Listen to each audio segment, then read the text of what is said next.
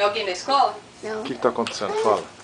Pai, Ah. tô na frente da minha imaginação. Então, quero não saber da sua consigo imaginação. tirar ela. Tudo bem, então fala o que tá acontecendo com sua imaginação. Eu quero deixar ela do jeito que ela era antes.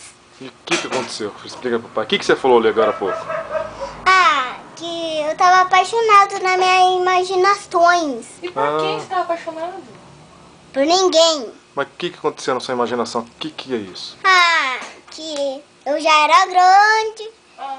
Que eu tava namorando com uma pessoa grande.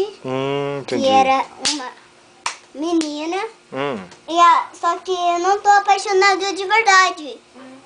Só que como que eu tiro essa imaginação? Meu pai te ajuda. Eu tô tonto. Você tá tonto?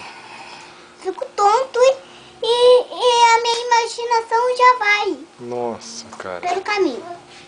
Não, vou te ajudar. Aí eu acho que eu tô beijando alguém e outra. Eu não tô apaixonado. Eu não consigo. Ajuda aqui, por Ajuda, favor. pai te ajuda. Fica tranquilo, eu vou te ajudar, tá bom? Tá bom? Não sei o que tá acontecendo. É, nós vamos ajudar você, tá? Só que se acontecer, e se eu ficar apaixonado de verdade? Não tem problema, mas não fica não, porque você é muito novo ainda. Não, vão te ajudar, os pais vão ajudar. Ajuda. Também vai te Ajuda ajudar. logo. Tá bom.